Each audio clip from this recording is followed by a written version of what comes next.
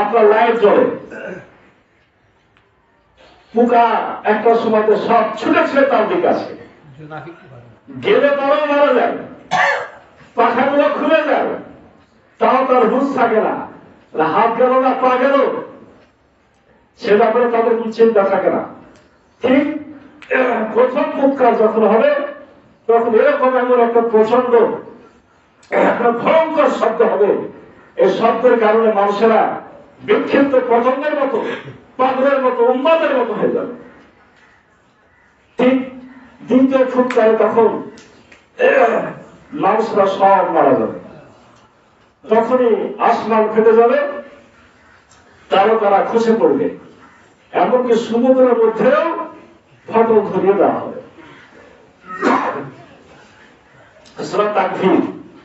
সূরা তাকভীরে বলা হয়েছে সমুদ্রে আগুন জ্বলে যাবে। সমুদ্রে কি জ্বলে যাবে? আগুন জ্বলে যাবে। আর এই সূরাতে বলা হলো সমুদ্রকে ফাটিয়ে দেওয়া হবে। এই দুটাকে একসঙ্গে করে বিজ্ঞানীরা এর একটা সামঞ্জস্য বিধান করেছেন যে একেবারেই সত্য কথা। সে সত্য কথাটা কি? এই সমুদ্রের তলে, শুধু সমুদ্রের তলে নয়, আমাদের মাটির তলে প্রচন্ড উত্তপ্ত আগুন আছে। এই দুনিয়ার আগুনের থেকে অনেক ভয়ঙ্কর আগুন আছে। রাশিয়ার বিজ্ঞানীরা একবার চেষ্টা করেছেন, মোটামুটি 12 কি 24 মাইল মতো তারা ভিতরে গেছে, তারপরে তাদের যে যন্ত্র দিয়েছে, ওদের ইচ্ছা ছিল সব দেখবে, যে যন্ত্র দিয়েছে সে যন্ত্র বেড়ে গেছে, অর্থাৎ ওখানে প্রবেশ করা যায়নি। এত ভয়ঙ্কর আগুন আছে। যদি সমুদ্রতে ফাটল ধরে যায় তাহলে ওই আগুনটা বের হয়ে আসবে। বের হওয়ার জন্য তারা চেষ্টা চালিয়ে যাচ্ছে, আল্লাহ তাকে বন্ধ করে রেখেছে। যখন আগুনটা বের হয়ে আসবে, এত প্রচন্ড আগুন, এই আগুন আসার কারণে পানি দুটো উপাদানে তৈরি, হাইড্রোজেন আর অক্সিজেন। H2O সমান পানি, হাইড্রোজেন আর অক্সিজেন একটা জলে, হাইড্রোজেন নিজে জলে আর অক্সিজেন জ্বলতে সাহায্য করে। এই দুই পদার্থের দুটা ধর্ম, এই দুটা এখন একসাথে হয়ে পানি হয়ে আছে, এটা বিজ্ঞান প্রমাণ করছে। প্রচন্ড তাপ দিলে এই দুটা গ্যাস কিনে যাবে, দুভাগ হয়ে যাবে, তখন একটা জ্বলে যাবে আর একটা জ্বালাবে। মুহূর্তের মধ্যে গোটা পানির উপরে আগুন জ্বলে যাবে। সমুদ্রে আগুন যদি জ্বলে যায়, আমার আপনার বাড়ির পাশে পানি থেকে আগুন জ্বলবে না জ্বলবে না? জ্বলে যাবে। কেন জ্বলবে? এজন্য জ্বলবে যে প্রত্যেক পানির সাথে আর এক পানির যোগাযোগ আছে। সুনামি হয়েছিল, অনেকের মনে আছে, থাকার কথা। সুনামি সমুদ্রে পানির উত্থান পতন হয়েছিল, ভয়ঙ্কর, বহু মানুষ মারা গেছিল, অনেক আপনার শহর ডুবে গেছিল। খুব বেশি আগের কথা না, 9-10-12 বছর হয়ে আসছিল। তখনকার কথা অনেকে জানেন, পেপারে টিভিতে যখন শুনলেন তখন সবাই খেয়াল করে যাবে, আমি তো পুকুরের ধারে দাঁড়িয়ে পানিতে তো নড়াচড়া করছিল, ঢেউ হয়েছিল, আপনার বাড়ির পাশের পুকুরে ঢেউ হয়েছে, অথচ ঘটনা সমুদ্রে। তার মানে কি? সবার সাথে সবার একটা যোগাযোগ আছে। অতএব যখন সমুদ্রে আগুন ধরে যাবে, আপনার বাড়ির পাশে গর্তের পানিতে আগুন ধরে যাবে, আপনার টিউবওয়েলের পানিতে আগুন ধরে যাবে, আপনার ডিপ টিউবওয়েলের পানি ধরে যাবে, সকল জায়গায় আগুন ধরে যাবে। আপনারা পানি পাওয়ার কোন সুযোগ থাকবে না। এটা হলো দ্বিতীয় ফুৎকার। আল্লাহ রাব্বুল আলামিন কেন এগুলা করলেন? আল্লাহ রাব্বুল আলামিন নিজে জানতে চাচ্ছেন এরপর আমি কি করবো? তৃতীয় ফুৎকার, তৃতীয় ফুৎকার। এবার কি সবাই তো মরে গেছে, তৃতীয় ফুৎকার এবার সবাই আবার আমরা জেগে উঠবো। ওই যা কবর গুলাকে খুলে ফেলা হবে। এগুলা করার পিছনে কারণই একটা ছিল, যে আপনাদেরকে এখন আবার সবাইকে শেষ করে ধ্বংস করে এখন আবার তোলা এক জায়গাতে নিয়ে সে বিচারের ময়দানে হাজির করা। কবর গুলাকে খুলে ফেলা হবে, তার মানে যে যেখানে ছিলেন আবার খাড়া হয়ে উঠবে। সে কিয়ামতের মাঠের ব্যাখ্যা, অনেক ব্যাখ্যার সময় পেলে শেষের দিকে বলি, আগে আয়াতগুলো শেষ করি। সবাই জুতাবিহীন কাপড়বিহীন অবস্থায় কিয়ামতের মাঠে হাজির হতে হবে। সেখানে সবাইকে সাজিয়ে রাখা হবে। তারপরে মহান রব্বুল আলামিন বিচার আচার শুরু করবেন। সেই কথাটা আল্লাহ বলছেন যে কেন কবরগুলোকে খুলে ফেলবো?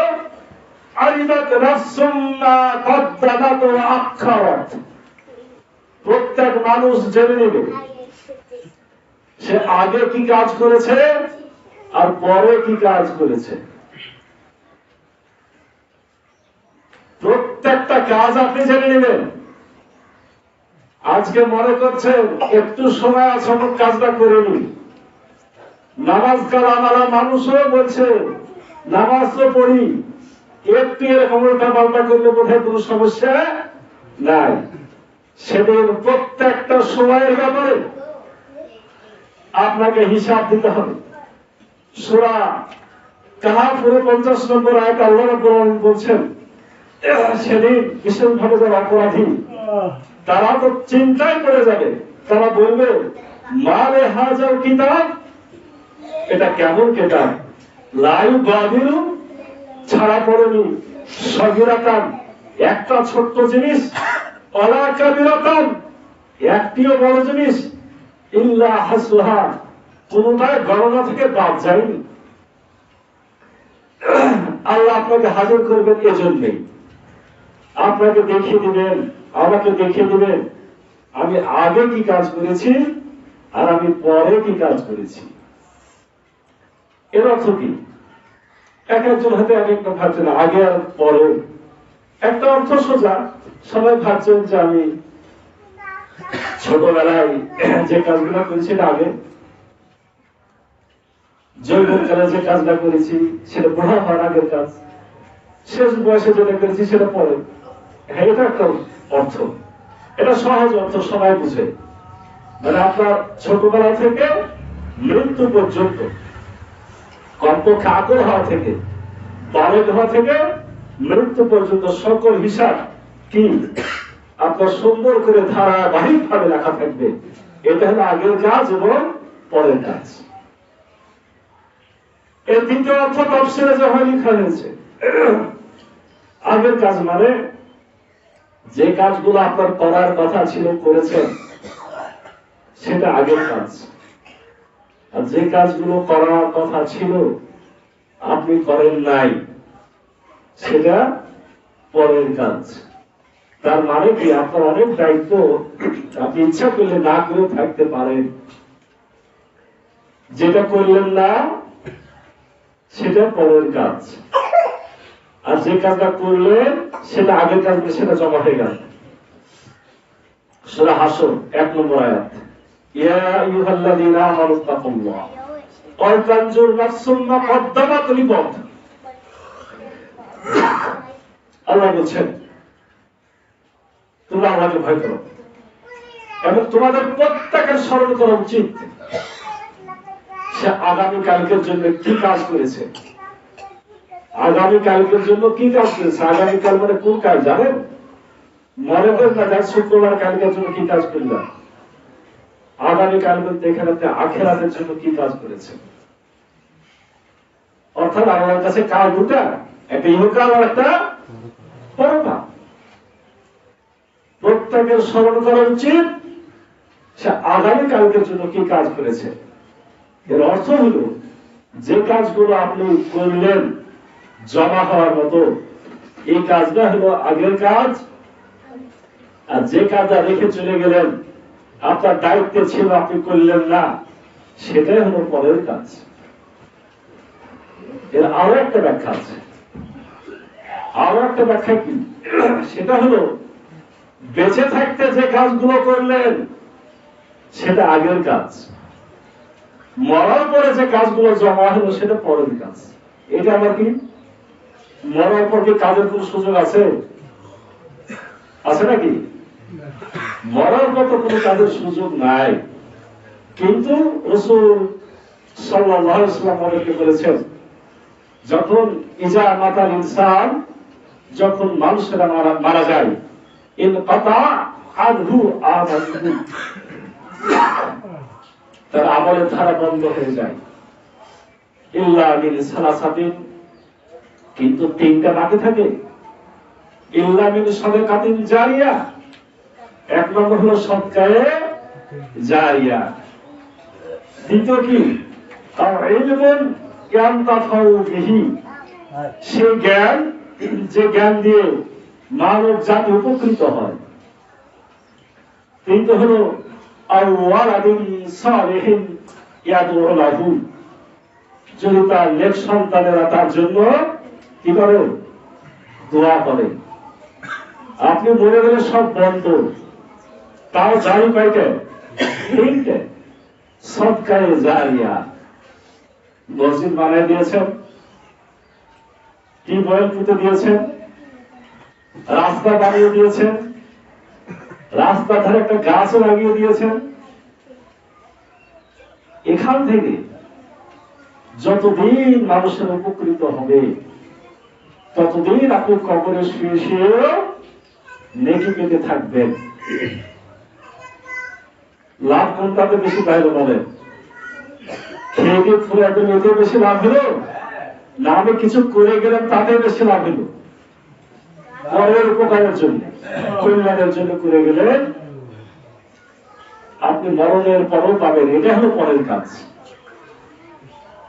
বেঁচে থাকতে একটা করেছেন, এটা আগের কাজ। মরণের পরও পাচ্ছেন, এটা পরের কাজ। আর একটা কি বললাম? আর ইলমুন ইয়ানতাফাউ বিহি, এমন জ্ঞান মানব জাতির উপকার হয়। আপনি কল্যাণকর জ্ঞান মানুষকে শিক্ষা দিয়ে গেলেন, ভালো বিষয় শিক্ষা দিয়ে গেলেন, ভালো কাজ শিক্ষা দিয়ে গেলেন। আপনি শিক্ষা দিয়েছেন একজনকে, ও শিক্ষা দিয়েছে আরেকজনকে, সে শিক্ষা দিয়েছে আরেকজনকে। যতদিন আপনার জ্ঞানের প্রচার প্রসার চলতে থাকবে, আপনার লেখা কিতাবকে যতদিন মানুষরা পড়তে থাকবে, আপনার কথা স্মরণ করে যতদিন মানুষরা ভালো কাজ করতে থাকবে, ততদিন আপনি কবর থেকে সেই সবটা পেতে থাকবেন। ভালো যেমন পাওয়া যায়, শুধু সতর্কতা হলো খারাপও পাওয়া যায়। একইভাবে যদি আপনি খারাপ করে যান, খারাপ কাজ শিক্ষা দিয়ে যান, অন্যায় রাস্তা মানুষকে দেখিয়ে দিয়ে যান, শয়তানি ধোঁকাবাজি প্রতারণা ট্রেনিং করায় যান, আপনার ট্রেনিং পেয়ে যতদিন ওটা সমাজে চলবে, আপনি মরণের পর সে খারাপটা আপনার ঘাড়ে জমা হতে থাকবে।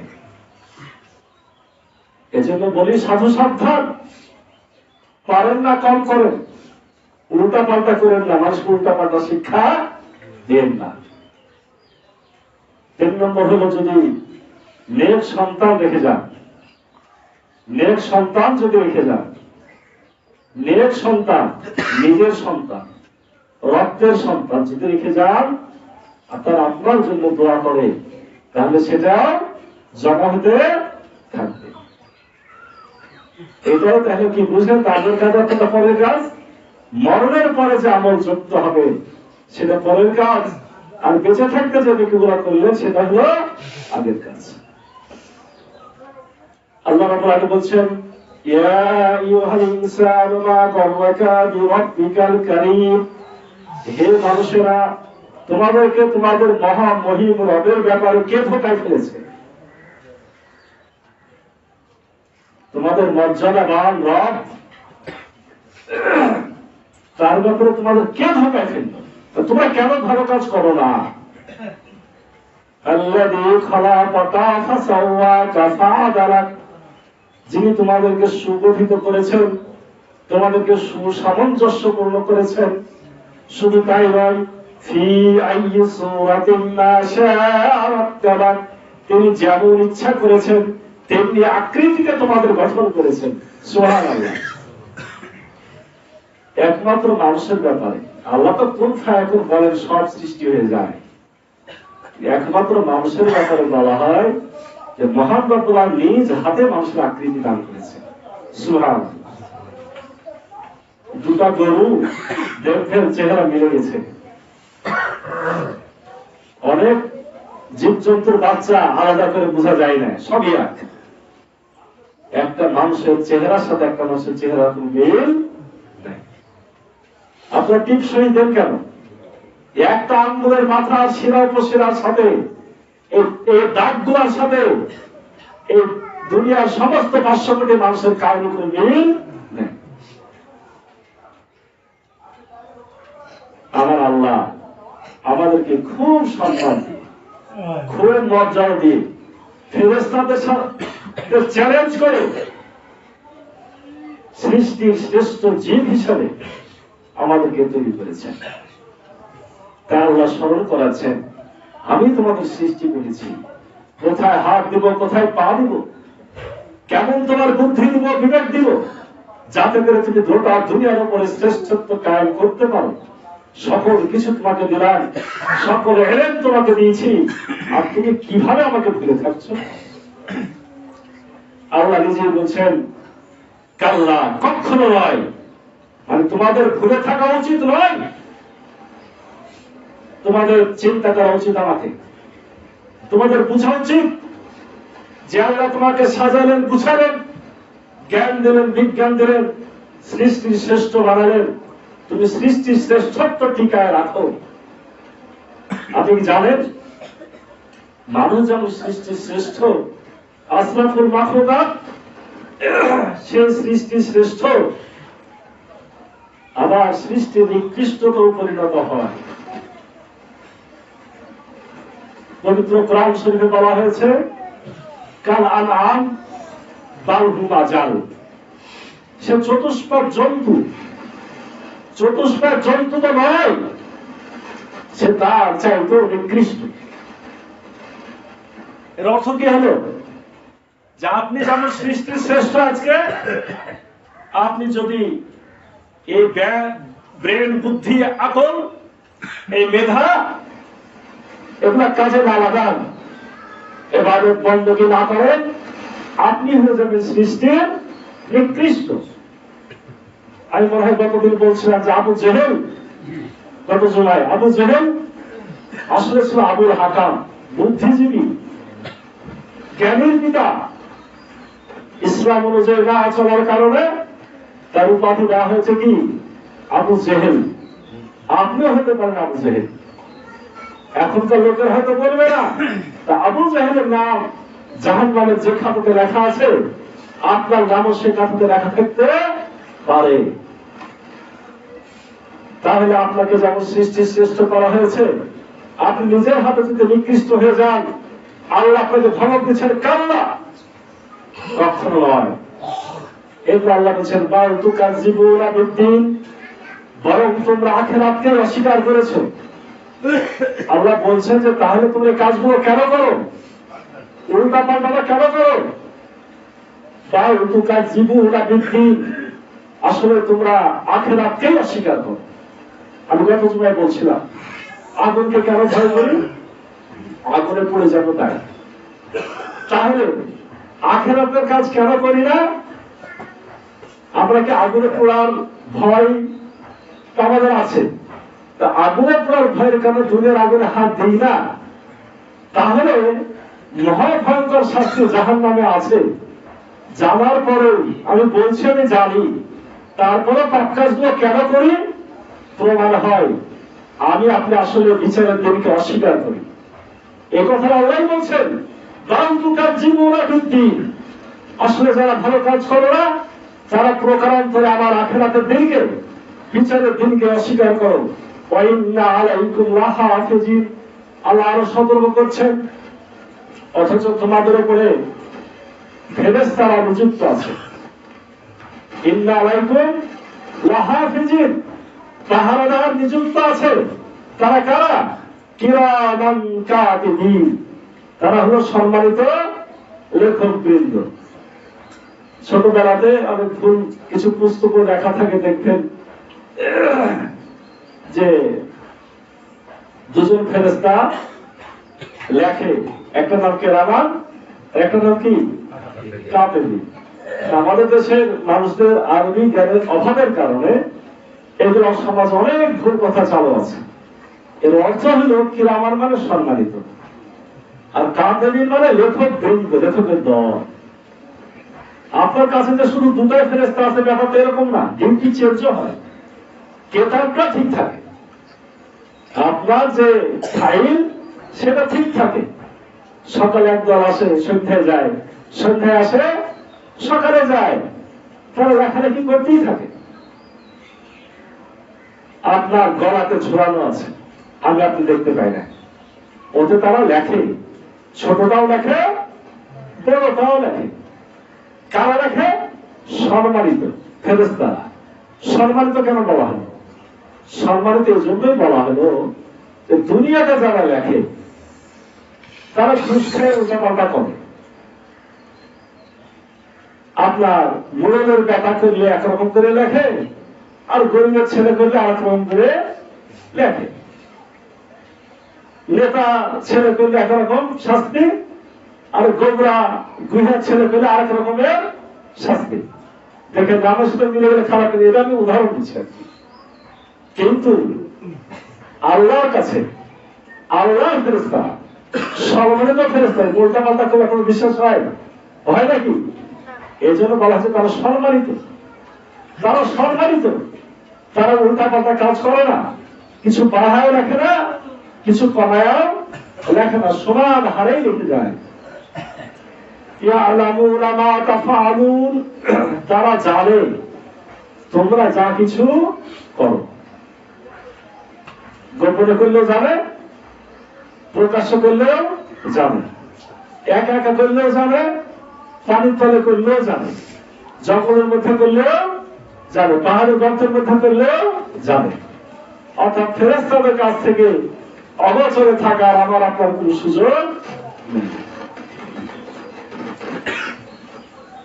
এরপর আল্লাহ বলছেন ইন্নাল আবরারা লাফি নাঈম, নিশ্চয় যারা নেককার, এই কিতাবটা লেখা আছে, এই কিতাব নিয়ে কিয়ামতের মাঠে হাজির হতে হবে। এখন সোজা কথা, যারা নেককার প্রমাণিত হবে তারা কোথায় যাবে? তারা জান্নাতে যাবে। ওয়াইন্নাল ফুজ্জারা লাফি জাহিম, আর যারা বদকার, যারা পাপাচারী, যারা পাপ কাজ করে তারা যাবে জাহান্নামে। ইয়াসলাউনাহা ইয়াউমাদ্দিন, সেদিন ওই বিচারের দিনে, বিচারের দিনটা কত বড়? দুনিয়ার জীবনের 50,000 বছরের সময় একটা দিন। ওই দিনের ব্যাখ্যা করার সময় এখন আর না, আমার সময় শেষ। ওই বিচারের দিনে ফয়সালার পরে হয় আপনি জান্নাতে যাবেন, অথবা আপনি কোথায় যাবেন? অথবা আপনি জাহান্নামে যাবেন। আল্লাহ রাব্বুল আলামিন বলছেন সেদিন তোমাদেরকে সেখানে প্রবেশ করানো হবে, ওমা হুম আনহা বিগাইবিন, সেখান থেকে কেউ অনুপস্থিত থাকতে পারবে না। বাংলাদেশে মার্ডার করে একসময় মানুষ বিদেশে ইন্ডিয়া চলে গেছে, ইন্ডিয়ায় মার্ডার করে বাংলাদেশে চলে আসছে, কেউ ধরাধরির লোক নাই। আমাদের দেশে অনেক অপরাধী বিদেশে পালায় বসে আছে, সরকার পর্যন্ত ধরতে পারে না, গোটা বিশ্ব নিয়ম নীতিতে ধরা যায় না। কিন্তু আল্লাহ রাব্বুল আলামিনের আদালত, সে জায়গা থেকে কি পালানোর কোন সুযোগ আছে? কোন সুযোগ নাই। সে কথাটা এখানে বলা হচ্ছে যে সেখান থেকে কেউ অনুপস্থিত থাকতে পারবে না। আল্লাহর সাথে বলা হচ্ছে রাসূল, আপনি কি জানেন সে বিচারের দিনটি কি? আবারও বলি, আপনি কি জানেন সে বিচারের দিনটি কি?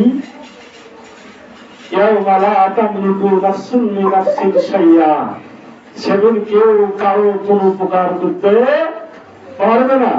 ওয়াল আমরু ইয়াউমাইযিন লিল্লাহ, সেদিন কর্তৃত্ব থাকবে একমাত্র আল্লাহ। এই আয়াতটি অনেক বড় ব্যাখ্যা। এতক্ষণ যতগুলো আলোচনা হলো, এই শেষের এই কথাটির ব্যাখ্যা ঠিক অতটুকু, কিন্তু সময় আমার নাই। শুধু বুঝবেন সেদিন কিন্তু কেউ কারো কোনো উপকার করতে পারবে না।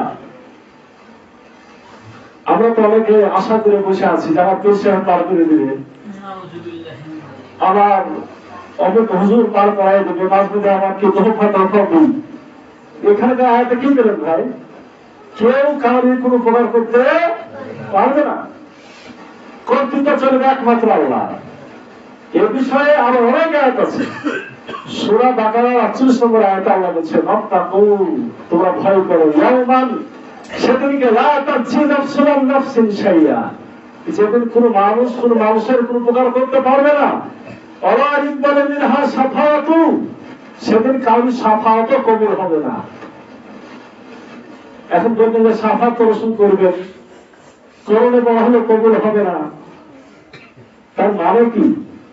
আল্লাহ রাসূল কিন্তু স্পষ্ট বলেছেন, তার নিজের সন্তানদেরকে বলেছেন, স্ত্রীদেরকে বলেছেন, আত্মস্বজনকে বলেছেন যে দেখো, তোমরা নবীর আত্মস্বজন বলে, নবীর স্ত্রী বলে, নবীর কন্যা বলে এই দুনিয়াতে যা চাও নিয়ে নাও, আমি আখিরাতে কিছু করতে পারবো। তো শাফাত আছে আমরা জানি, আবার কিছু করতে পারবো না আল্লাহ রাসূল বলেছেন এটাও জানি। আবার শাফাত কবুল হবে কথা কোরআন শরীফে এই এক জায়গা সূরা ইনফিতারের শেষ আয়াত, সূরা বাকারার 48 নম্বর আয়াত, সূরা বাকারার 123 নম্বর আয়াতে স্পষ্ট বলা হয়েছে শাফাত কবুল হবে। তার মানে কিছু কবুল হবে, ওটা আল্লাহর অনুমতি হলে হবে, না হলে হবে না। কতটুক আপনার লাভ থাকলে আপনি গ্রেস পাবেন এটা আল্লাহ নির্ধারণ করবেন। আল্লাহর হিসেবে শাফাত হবে, আল্লাহর হিসেবের বাইরে কোনো কাজই হবে না। আল্লাহকে চোখ দেখায় কোনো কাজ সেদিন হবে না। এই জন্য আপনার প্রস্তুতি আপনাকে নিতে হবে, আমার প্রস্তুতি আমাকে নিতে হবে। গ্রেস মার্ক পাওয়ার জন্য যারা লেখাপড়া করে তারা বোকারা বুঝে না। 10 মার্ক গ্রেস বা 5 মার্ক গ্রেস পাবে, পাস করবে, বোকারা বুঝে না। বলেন এরা বোকা। পাস করার জন্য লেখাপড়া করতে হবে। গ্রেস কোন সময় চালু থাকতে পারে, চালু নাও থাকতে পারে। আপনি আশা করবেন কেন? যারা শুধু পাস করার চিন্তা লেখাপড়া করে তারা ফেল করে, যারা ফার্স্ট ডিভিশন পাওয়ার চিন্তা করে তারা সেকেন্ড ডিভিশন পায়, যারা স্টার পাওয়ার চিন্তা করে তারা ফার্স্ট ডিভিশন পায়। আপনাকে টার্গেট রাখতে হবে। আল্লাহ রাসূল নিজে বলছেন তোমরা জান্নাতুল ফেরদাউস আকাঙ্ক্ষা করবে। আমার উম্মত সব থেকে বড় জান্নাত জান্নাতুল ফেরদাউস, ওই টার্গেটে চলতে হবে। কার কাছ থেকে কোন সময় সে কয় মার্কে গ্রেস পাবো, ওই লোকটা যার উপর ভরসা করেছি ওই পাস করতে পারবে কিনা। আরে গ্রেস দিতে বা সুপাস করতে পারবে কি? যার কোনো গুনাহ নাই সে পারবে। আমি যার পিছে ঘুরছি তার গুনাহ আছে না আপনার আমার গ্যারান্টি আছে? অতএব ভাই আলোচনা এখানে সংক্ষিপ্ত শেষ করি। সেদিন কর্তৃত্ব হবে একমাত্র আল্লাহ। আল্লাহর হুকুমের বাইরে যেহেতু কোনো কাজ হবে না, আল্লাহর হিসেবের বাইরে কোনো কাজ হবে না। এই জন্য আমাদের সতর্ক হতে হবে, সাবধান হতে হবে, আখিরাতের প্রস্তুতি নিতে হবে, যাতে আমরা সত্যিকার অর্থে আল্লাহকে সন্তুষ্ট করে, সত্যিকার অর্থে দুনিয়ার উপরে আল্লাহর ইবাদত বন্দেগী করে, আল্লাহ রাব্বুল আলামিনের বিধান রাসূল সাল্লাল্লাহু আলাইহি ওয়াসাল্লামের সুন্নাহ অনুযায়ী চলে নিজের জীবনকে সাকসেস করি, সফল করি এবং কামিয়াবি হাসিল করি এবং আখিরাতের আদালতে সঠিক বিচার পেয়ে জান্নাতুল ফেরদাউসে পৌঁছাতে পারি। আল্লাহ আমাদের সকলকে সে তৌফিক ও মর্যাদা দান করুন। সকলকে আল্লাহুম্মা আমিন।